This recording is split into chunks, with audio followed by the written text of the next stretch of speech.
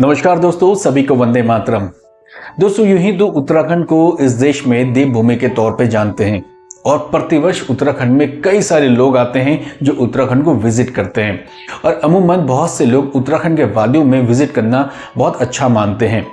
लेकिन दोस्तों, अब उत्तराखंड इस देश का पहला राज्य बन गया जिसने यूसीसी को अपने राज्य में लागू किया। 2022 में जब धामी सरकार ने अपने मैनिफेस्टो क्रिएट किया तो उस टाइम पे उन्होंने वादा किया कि अगर धामी सरकार कमबैक करती है तो उत्तराखंड में यूसीसी पर एक ड्राफ्ट तैयार किया जाएगा, उसके बाद पूरे उत्तराखंड में इसको लागू किया जाएगा। यूसीसी मीन्स की यूनिफॉर्म सिविल कोड, जिसे हिंदी में कहते हैं समान नागरिक संहिता, और इसके बारे में संविधान के आर्टिकल 44 पे बहुत सी बातें डिस्क्राइब की गई है, क्योंकि संविधान में भी कहा गया है कि इस देश में यूसीसी होनी चाहिए।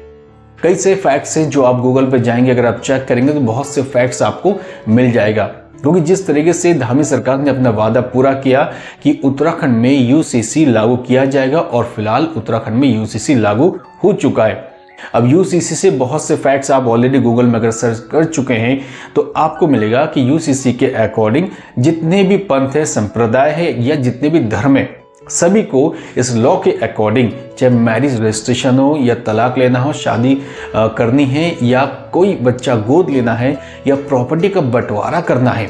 सभी धर्मों को यूसीसी के अकॉर्डिंग ही चलना पड़ेगा। यानी सीधा और स्पष्ट है कि उत्तराखंड में जितने लोग निवास कर रहे हैं, चाहे सिख हो, हिंदू हो, ईसाई हो, बौद्ध हो, मुस्लिम हो, जैन हो, फारसी हो, कोई भी हो,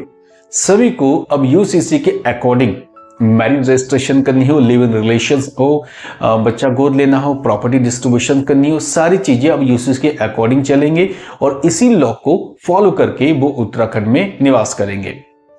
अब कई लोगों का मानना है कि उत्तराखंड इस देश का पहला राज्य कैसे हो सकता है, क्योंकि गोवा में ऑलरेडी यूसीसी इंप्लीमेंट है और बहुत अच्छे तरीके से वहां काम भी कर रहे हैं। तो एक जानकारी आपको बता दूं कि 1961 में पुर्तगाल से जब गोवा को छुड़ाया गया था और भारत में जब इसका विलय कराया गया था तो पुर्तगाल सरकार ने ऑलरेडी ही गोवा में यूसीसी लागू कर चुकी थी। यानी बहुत से सालों से गोवा में यूसीसी है, इसलिए गोवा जब भारत में विलय हुआ उसके बाद उन्होंने नए तरीके से यूसीसी पर काम नहीं किया। ऑलरेडी जो मेंशन था पुर्तगाल सरकार के माध्यम से वही चलाया गया, इसलिए गोवा इस देश का पहला राज्य नहीं है। लेकिन ऑफिशियली तौर पे कहे तो गोवा भारत में विलय होने से पहले ही वहां पर यूसीसी एक्टिवेट थी।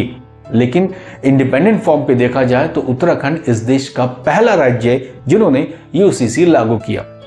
अब दोस्तों, थोड़ा जानते हैं कि यूसीसी की कहानी में उत्तराखंड किस तरीके से इसको फॉलो करती है और किस तरीके से उत्तराखंड में यूसीसी को बनाया गया और यूसीसी होने के बाद हम इसमें किस तरीके से आगे बढ़ेंगे। मई 2022 में उत्तराखंड में जब विधायकी चुनाव हो रहे थे तब उस टाइम के धामी सरकार ने अपनी मैनिफेस्टो में कहा था कि जब हम कमबैक करेंगे तो उत्तराखंड में यूसीसी लागू करेंगे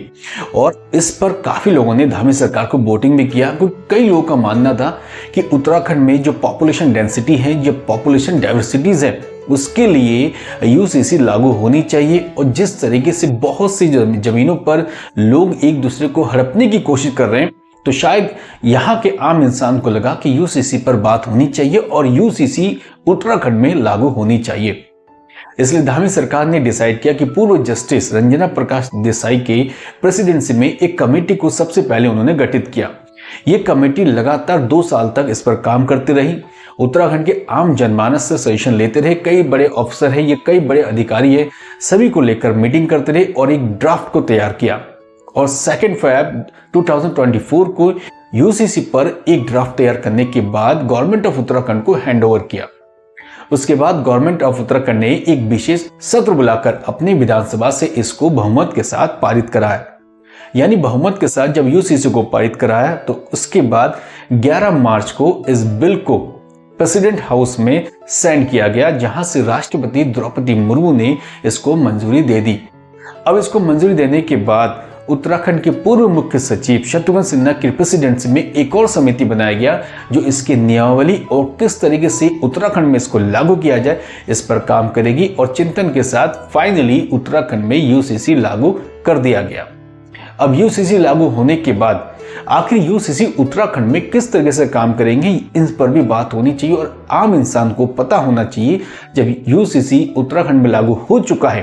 तो हम अगर किसी बात पर डिस्कशन करें या किसी चीज को जानने की कोशिश करें यूसीसी उत्तराखंड में कैसे काम करेगा, तो सबसे बड़ा प्रश्न ये कि उत्तराखंड में यूसीसी लागू होने के बाद ये मैसेज आम दर्शक तक कैसे पहुंचेगा और एक मतदाता जो वोटिंग करता है उसको इससे क्या फायदा मिलेगा। उत्तराखंड सरकार ने उत्तराखंड में यूसीसी तो एक्टिवेट कर दिया, यानी इंप्लीमेंट करने के बाद आम लोग इस पर किस तरीके से काम करेंगे और कैसे जानकारी हासिल करेंगे, इसके लिए गवर्नमेंट ऑफ उत्तराखंड ने एक पोर्टल को क्रिएट किया। और इस पोर्टल को क्रिएट करने के बाद सबसे पहले उत्तराखंड के कई अधिकारी को इस पोर्टल के माध्यम से उनको ट्रेनिंग भी दी गई। यानी इस पोर्टल के थ्रू ये फैसला लिया जाएगा और हमें ये पता चलेगा अगर कोई मैरिज रिलेशन में हो, लिव इन रिलेशन में हो या मैरिज रजिस्ट्रेशन हो, तो सारी चीजें हमें इस पोर्टल पे अपलोड करना पड़ेगा। उसके बाद जितने बच्चे हैं, बच्चों के बर्थ सर्टिफिकेट, बच्चों के फोटो, बच्चों के आधार इंफॉर्मेशन, ये सारी चीजें हमें इस पोर्टल पे अपलोड करना पड़ेगा। ये तो शादी की बात हो गई। अगर हमें कोई बच्चा गोद लेना है तो कहाँ से लेना है, कौन से पेरेंट्स से लेना है, किस जगह से लेना है, ये सारी चीज़ें जो फैक्ट्स होंगे, सारी की इंफॉर्मेशंस और एकदम वेल और वेरीफाइड इंफॉर्मेशंस सब कुछ हमें यूसीसी के पोर्टल पे अपलोड करना पड़ेगा। फिर अगर प्रॉपर्टी का डिस्ट्रीब्यूशन हो रहा है, प्रॉपर्टी का बंटवारा हो रहा है, यानी पार्टीशन के बाद अगर प्रॉपर्टी का किसी को उत्तराधिकारी बनाते हैं या किसी को वारिस तैयार करते हैं, तो उसके लिए उसकी सारी इंफॉर्मेशंस आपको यूसीसी के पोर्टल पे अपलोड करने पड़ेंगे। और जब आप प्रॉपर्टी का पार्टीशन करेंगे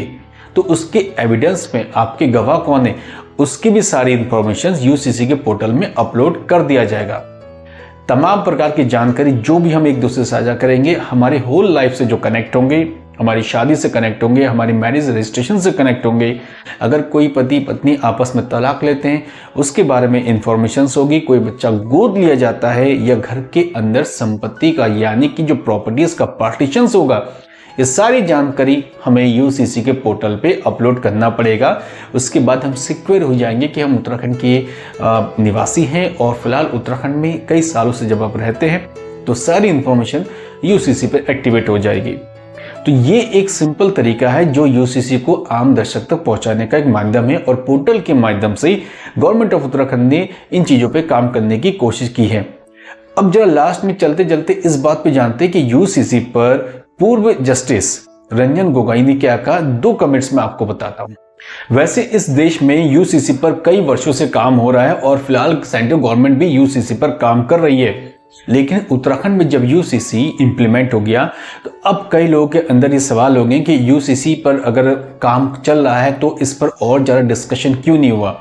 हालांकि डिफरेंट टाइम पे बहुत से लोग ने अपनी स्टेटमेंट यूसीसी पर दिया है।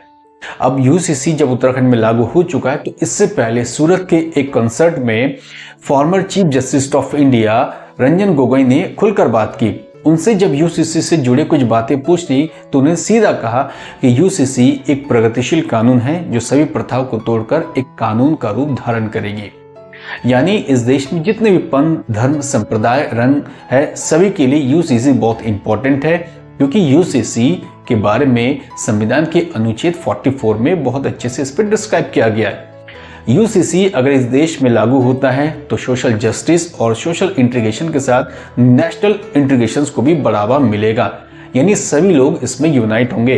लेकिन ये भी बात भी उन्होंने कही कि जब देश में यूसीसी एक्टिवेट किया जाएगा तो सभी के साथ विचार करके सभी धर्म प्रथाओं को मानने वाले लोगों को साथ लेकर ये बिल तैयार होना चाहिए, जिससे आने वाले टाइम पे किसी को इस देश में कोई परेशानी ना हो। इसके साथ उन्होंने एक राष्ट्र एक चुनाव पे भी बात की कि लगातार जब चुनाव होते हैं तो बहुत से डिफरेंस चीज़ें पैदा होती है, बहुत से प्रॉब्लम्स क्रिएट होती है, तो उनके सॉल्यूशन के लिए एक राष्ट्र एक चुनाव इस देश में होना चाहिए, जिससे पैसा ही बचेगा, लोगों के पैसे बचेंगे, लोगों का समय बचेगा और बहुत सी योजनाएं टाइम पे पूरा हो सकेगा।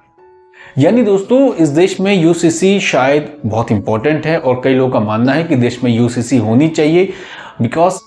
डाइवर्सिटी बहुत है और इंटीग्रेशंस के लिए यूसीसी बहुत इंपॉर्टेंट है। हालांकि बहुत से लोग इस पर खुलकर अपनी बात रखना पसंद नहीं करते, लेकिन हमने इस वीडियो पे यूसीसी के बारे में बताया है। उत्तराखंड में यूसीसी लागू हो चुका है, बाकियों के लिए यूसीसी क्या होगा ये आने वाला समय बताएगा। और इस वीडियो का इंटेंशन नहीं है हम किसी भी धर्म को मानने वाले लोगों के